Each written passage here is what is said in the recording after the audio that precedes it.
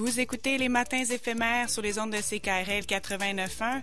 Pamela Bisson en remplacement de Caroline Stephenson jusqu'au 23 décembre.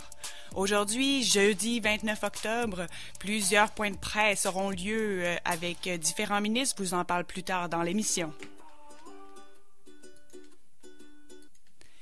Et on commence l'émission en parlant de la commémoration des 80 ans du manifeste Brazzaville, capitale de la France libre, sous l'occupation nazie, avec notre chroniqueur Georges Goma. Bonjour Georges. Bonjour Pammy. Ça va bien? Ça va très bien, ça va très bien. Et toi, comment vas-tu? Ça va. Mon quatrième matin se passe bien, je suis réveillée. Alors, c'est le mardi 27 octobre que Brazzaville commémorait en présence du ministre français des Affaires étrangères, Jean-Yves Le Drian, et de certains chefs d'État d'Afrique centrale, les 80 ans de la capitale de Brazzaville de la France libre. C'est pas courant d'entendre Brazzaville en Afrique comme une capitale. On parle de Brazzaville au Congo, bien sûr, comme capitale de la France. Qu'est-ce que ça veut dire au fond? Oui, mais écoute, je suis en train de rigoler encore un peu là. Mais la question est bonne. Très peu, en tout cas, ont entendu Brazzaville comme étant la capitale de la France libre. Alors, je sais pas, une petite question que je te retourne, Pammy, est-ce que tu l'as déjà entendu, toi? Non, je vais apprendre avec toi ce matin. Oui. Brazzaville a été la capitale de la France libre. Et quand nous parlons de ça, tout de suite, il faut voir la Deuxième Grande Guerre, la Deuxième Guerre mondiale. Un fait important, c'est tout simplement que pendant cette Deuxième Guerre mondiale, pendant les années 1940 notamment, la France était sous l'occupation. La France était sous l'occupation allemande, et puis le régime du maréchal Pétain, disons, s'est couché sous le diktat de l'Allemagne. Et le général Charles de Gaulle, n'a pas supporté cet échec et s'est rendu à Londres. Il s'est rendu à Londres pour démarrer une résistance. Et tout le monde se souviendra vraiment de l'appel du 18 juin qui est très célèbre. Celle-là, par contre, est très célèbre. Le 18 juin, à Londres, quand le général de Gaulle demande à tous les Français de partout dans le monde, de résister et de foutre l'occupant dehors. Bon, c'était à Londres, hein. L'Angleterre a fait ce qu'il a pu faire pour lui donner un petit espace d'expression. Mais il a senti quand même que c'était peut-être pas l'endroit où il pouvait rassembler, n'est-ce pas, beaucoup de gens pour reprendre, n'est-ce pas, la France aux mains des Allemands. Il va décoller, il va aller en Afrique. D'abord à Dakar, il arrive à Dakar au Sénégal, et puis au Sénégal, bien sûr, le fonctionnaire français qui était à Dakar n'a pas montré un empressement par rapport à ce que De Gaulle avait dit, qu'il fallait organiser la résistance, parce que de toutes les façons, tout le monde n'était pas contre le régime de Pétain qui était là. Bon, mais il est descendu à Brazzaville, voilà. C'est ça, peut-être là où ce qui est le plus important, il est descendu à Brazzaville. Parce que Brazzaville, c'était la capitale de l'Afrique équatoriale française. Hein, Dakar, c'était l'Afrique occidentale française, l'Afrique de l'Ouest aujourd'hui, et Brazzaville, c'est l'Afrique équatoriale française, donc l'Afrique centrale aujourd'hui.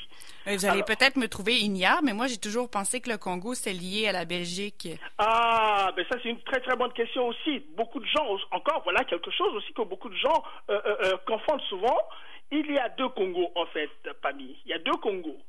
Il y a le Congo Brazzaville, le petit Congo Brazzaville, qui était la possession de la France, et puis il y a le Congo belge, le Congo belge, le plus grand Congo là, la République du Congo belge. Donc. Donc il y avait ces deux Congos-là. Il y avait la Belgique, de l'autre côté, le roi Léopold II, hein, c'était même sa propriété personnelle, hein, parce que l'Afrique, on va encore donner cet élément-là à nos auditeurs qui ne le savent peut-être pas. L'Afrique, en 1884, de 1884 à 1885, qui s'est tenue à Berlin, en Allemagne, toujours en Allemagne, le partage de l'Afrique entre les puissances européennes. L'Amérique était bien présente avec Stanley qui était là aussi, cet explorateur américain, mais il n'avait pas pris aucune possession en Afrique. Donc l'Afrique a été partagée comme un gâteau, c'est l'occasion de le dire, un gâteau parmi les puissances occidentales. Et puis la France avait pas mal de colonies, mais y compris le Congo-Brazzaville, donc. Voilà. Donc il y a le Brazzaville, Congo-Brazzaville, possession de la France, et le Congo belge, la possession du Royaume de Belgique. Donc voilà, c'est un élément là. Maintenant, désormais, tu sais qu'il y a le Congo-Brazzaville et le Congo-Kinshasa maintenant. Hein, et puis les deux capitales, Brazzaville et Kinshasa, c'est les capitales les plus rapprochées du monde. Alors oui, maintenant j'y vois plus clair. Merci, Georges. Voilà, c'est cela. Donc revenons un peu à l'aventure de De Gaulle pendant la Deuxième Guerre mondiale où il cherche une armée pour reprendre, n'est-ce pas, la France sous occupation allemande. Il arrive à Brazzaville, il y a quelqu'un qui est à Brazzaville qu'on appelle Monsieur Eboué, donc c'était le grand fonctionnaire français qui était là. Félix Eboué, qui était un noir à l'époque. C'est quand même rare de voir qu'un noir soit envoyé par la France comme un administrateur de toute une région. Alors, le général de Gaulle s'installe. C'est à Brazzaville finalement qu'il va relancer, n'est-ce pas? Il va vraiment lancer cette armée africaine, parce que là encore il y a une réalité que beaucoup ne connaissent pas. On ne voit que le débarquement de Normandie, hein, avec le débarquement des Américains et tout le tralala, mais on oublie que, c'est-à-dire que cette armée africaine, dont le général de Gaulle avait donné, n'est-ce pas, la mission au général Leclerc. On connaît aussi cette histoire. La France connaît bien l'histoire du général Leclerc. Mais pas moi, Georges, je la connais pas.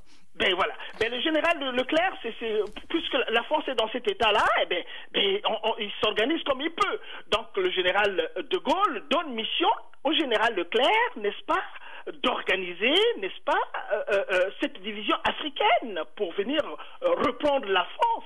Et le général Leclerc s'organise bel et bien. Hein, l'Afrique noire et l'Afrique du Nord, ça c'est le général Leclerc.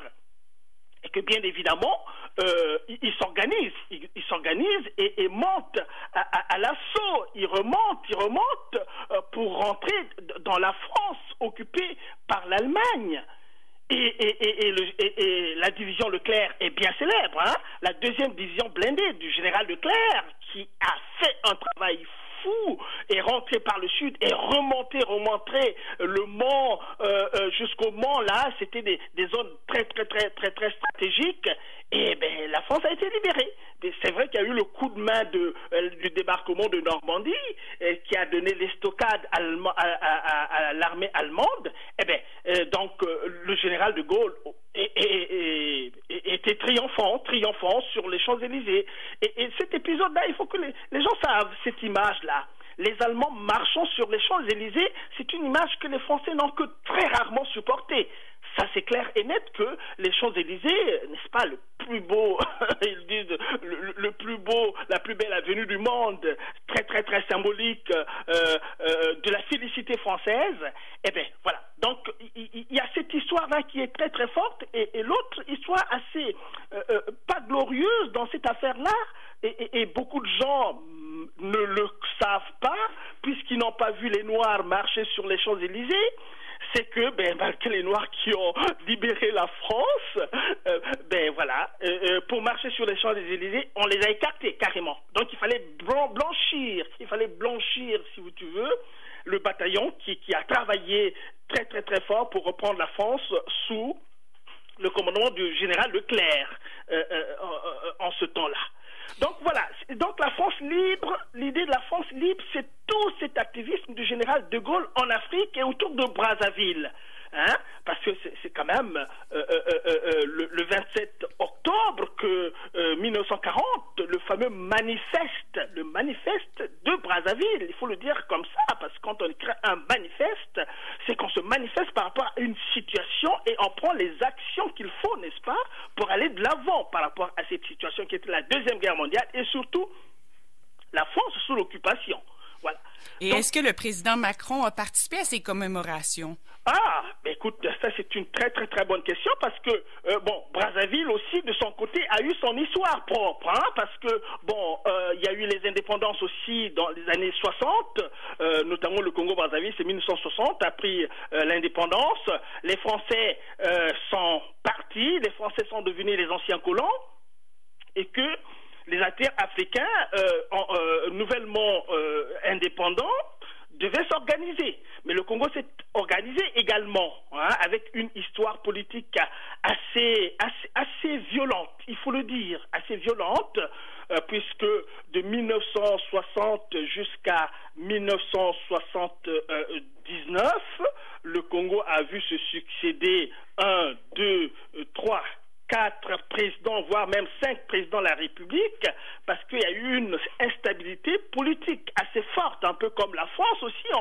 Finalement, l'histoire du Congo est quand même alignée presque à côté de celle de la France. L'instabilité politique, on connaît aussi en France, hein, depuis... comment je dirais-je, depuis, on va pas dire 1789, à la mort de la royauté. Bon, mais on peut le dire quand même, hein, jusqu'à la Ve République, il y avait une instabilité politique incroyable en France. C'est le général de Gaulle, encore lui, donc voilà encore un grand personnage, le général de Gaulle, qui est venu stabiliser cette instabilité-là en 1958 avec la Constitution de 1958 qu'on utilise jusqu'aujourd'hui en France. Donc depuis 1958, il n'y a plus eu d'instabilité politique en tant que telle en France. Alors, donc, et évidemment, pourquoi le président Macron n'est pas allé à Brazzaville? Ça, c'est une très, très, très bonne question. C'est tout simplement que le Congo a eu, depuis 1980-79, disons, il y a eu un président aussi, qui est venu s'installer au pouvoir pour 40 ans, bientôt, Sassou Nguesso, pour ne pas le citer. Or, ce président-là s'est illustré comme la personne la plus dictatrice, on va dire comme ça, dans l'histoire du Congo, puisque le Congo-Brazzaville a vécu une guerre civile qui a été sous lui, sous Sassou Nguesso, parce que, évidemment, il a un goût immodéré du pouvoir, et puis sa dictature a jusqu'aujourd'hui installé cette instabilité politique criarde au Congo-Brazzaville. Bon, maintenant, toujours, je n'ai pas répondu encore à la question parce que c'est un contexte qu'il faut connaître. Et que depuis un certain temps, Denis Sassou Nguesso tue, viole au Congo-Brazzaville, dilapide avec sa famille les deniers publics. Ça, c'est su par beaucoup d'organisations internationales, d'organismes internationaux qui ont révélé, n'est-ce pas, la dilapidation des fonds publics par Denis Sassou Nguesso et sa famille. La guerre civile, notamment, qui lui a permis de reprendre le pouvoir, parce que dans l'histoire du Congo, on a quand même eu accès à la démocratie en 1992. Il y a eu une conférence nationale au Congo-Brazzaville où tous les Congolais se sont assis, ont tablé sur cette instabilité politique et ont jugé que la voie désormais royale pour accéder au pouvoir, c'est la démocratie. Et on a pour la première fois élu un premier président démocratiquement élu, Pascal Lissouba. Mais Pascal Lissouba n'est resté que 5 ans au pouvoir parce que Denis Sassou Nguesso, qui était 13 ans au pouvoir avant 1992, qui a un carnet d'adresses pas possible, alors il est rentré, il est monté sur ses grands chevaux pour continuer cette instabilité politique, parce que le temps de Lissouba au pouvoir pendant ces 5 ans, c'était vraiment tragique parce qu'on l'a pas laissé le temps de travailler. Et Georges, je vous arrête, on fait une pause, mais on va continuer après la pause parce qu'on veut en savoir plus sur la situation politique de Brazzaville. Alors, on revient après la pause avec vous encore, ça va? Très bien, ça me va. Éphémère sur les ondes de CKRL 89.1, Pamela Bisson en remplacement de Caroline Stephenson jusqu'au 23 décembre. On parlait juste avant la pause avec Georges Goma, notre chroniqueur Afrique noire de la commémoration de Brazzaville, capitale de la France libre. Et on va poursuivre la conversation avec lui juste à l'instant. Un peu plus tard dans l'émission, on va parler avec Émilie Rose Couture d'une solution qu'elle a trouvée pour contrer à la détresse des jeunes.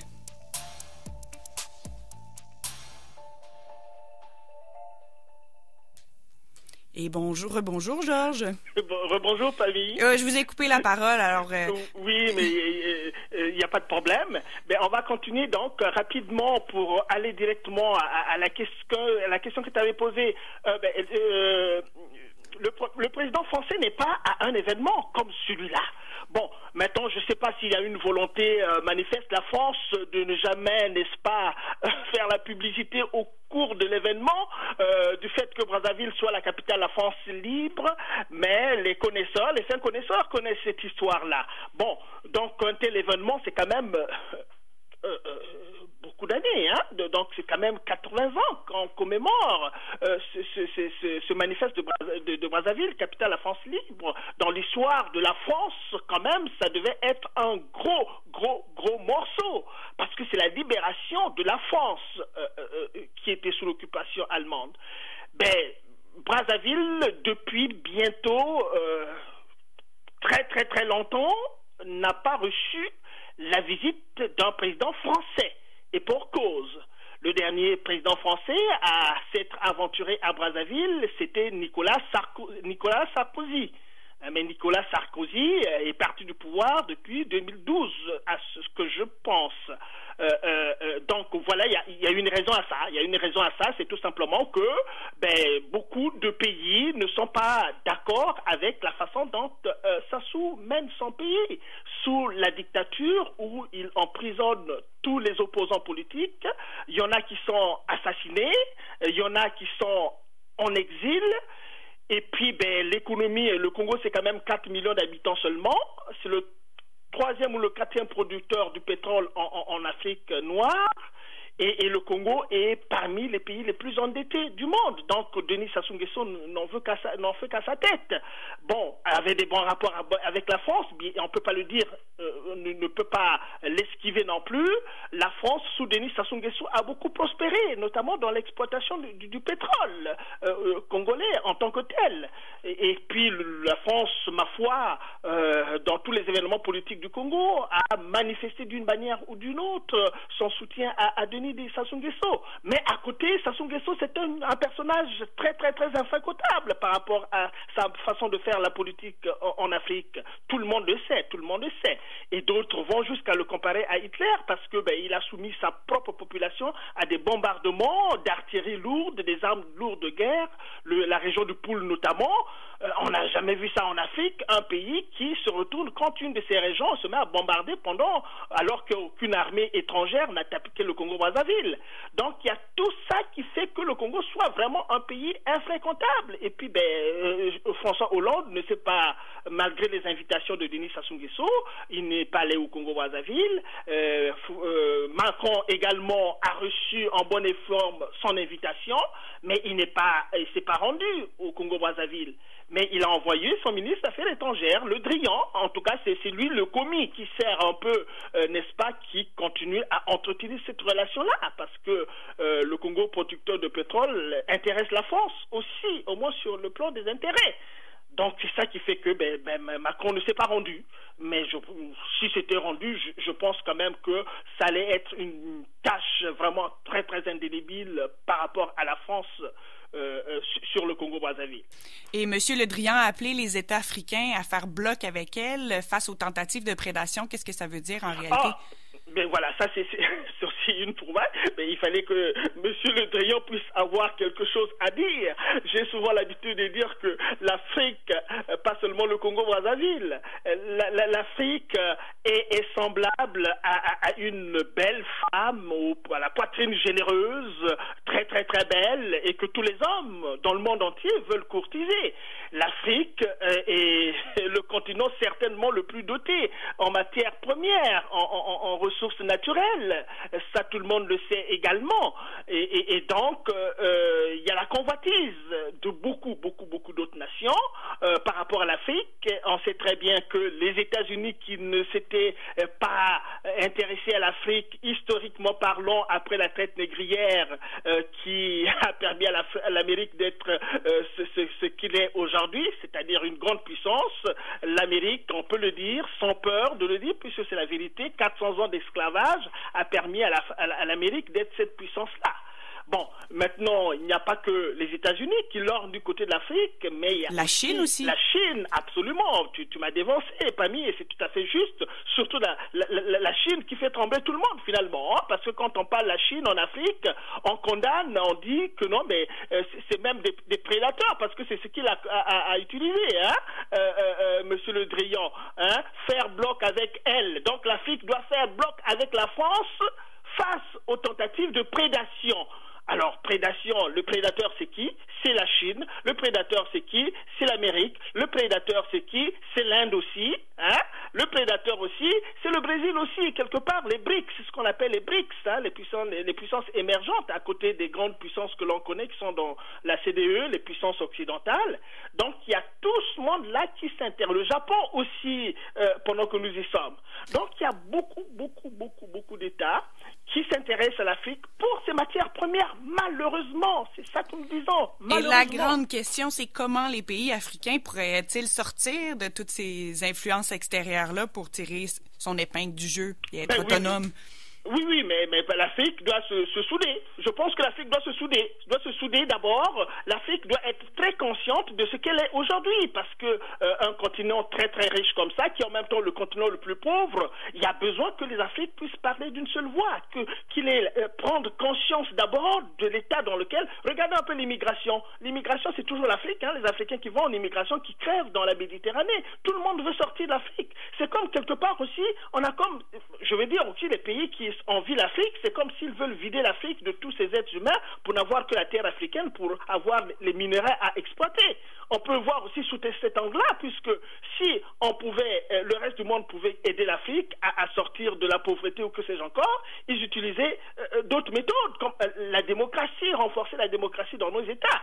Donc les Africains doivent se libérer eux-mêmes pour que les Africains puissent se libérer eux-mêmes. La prise de conscience d'abord, que nous sommes dans cet état, et si nous faisons rien, on va nous éradiquer, puisque on veut seulement nos terres, nos richesses.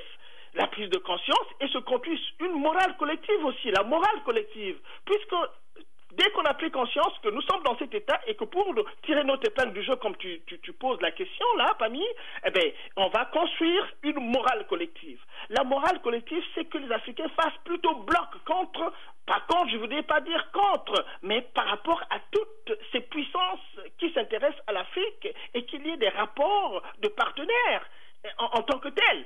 Or, ce qu'on constate aujourd'hui, c'est que les Africains sont clivés, c'est-à-dire se battent entre eux. Il y a ceux qui sont au pouvoir, qui ont tout pratiquement, qui sont parfois soutenus par les Occidentaux. C'était l'oligarchie au pouvoir et leur famille, il n'y a que eux. Et à côté, les autres Africains sont dans la pauvreté. Donc, c'est comme s'il y a un pacte de non-progrès de l'Afrique qui est signé entre les gens au pouvoir, les dictateurs au pouvoir, que les Occidentaux ne font absolument rien pour aider les Africains patriotes à avoir le pouvoir sur leur terre. Donc c'est tout ce que je peux dire. Pour l'instant, une révolution, il faut penser à une révolution africaine en tant que telle, comme on a eu le printemps arabe qui a bousculé quand même pas mal d'États en Afrique du Nord, en Afrique blanche comme on le dit. Mais l'Afrique noire a plus que jamais besoin aussi de former ce front-là pour se faire respecter d'abord, parce qu'on a aussi les moyens en Afrique pour nous faire respecter, mais ça commence d'abord par les Africains eux-mêmes. Personne ne fera à leur place en tout cas. Alors, c'est comme dans la chanson de Bob Marley, Africa Unite. Eh bien voilà, tout à fait, mais le pauvre Bob Marley aussi est mort un peu trop précocement, mais c'est comme ça. Nous autres qui parlons de l'Afrique aussi, peut-être que quelque part, on court aussi un danger, parce qu'il ne faut pas trop parler des intérêts de l'Afrique. C'est ça qu'on constate, puisque tous les patriotes africains, ceux qui défendent l'Afrique en tant que telle, sont quelque part aussi en danger. Mais ça, on n'a pas peur de mourir pour l'Afrique. Ça, on le sait, mais il faut qu'on parle parce qu'il faut quelque part aussi mourir de quelque chose. On n'a pas forcément envie d'être au pouvoir en tant que tel, mais on est vraiment conscient qu'on peut réguler les relations au niveau international. On peut refaire une conférence internationale pour revoir un peu les rapports inégalitaires au niveau international. Parce que si l'Afrique n'est pas bien, je pense que le reste du monde ne sera pas bien. Donc oui, Bob Marley, c'est une icône aussi dans cette lutte-là. Et en ce moment, je vais citer le jeune Kémy Séba, un jeune qui de la trentaine, qui est né en France et qui a une approche très radicale pour la défense de l'Afrique et qui est pourchassé partout dans tous les pays africains qui ont des dictateurs, on le pourchasse partout. Alors que ce qu'il présente, ce n'est pas la violence en tant que telle, mais une violence par rapport n'est-ce pas, à la protection aussi de l'Afrique en tant que telle. Donc voilà un peu les enjeux au niveau international. Nous avons le temps de parler parce que nous sommes dans des pays démocratiques, on nous laisse parler, mais ailleurs on ne nous laisserait pas parler comme ça.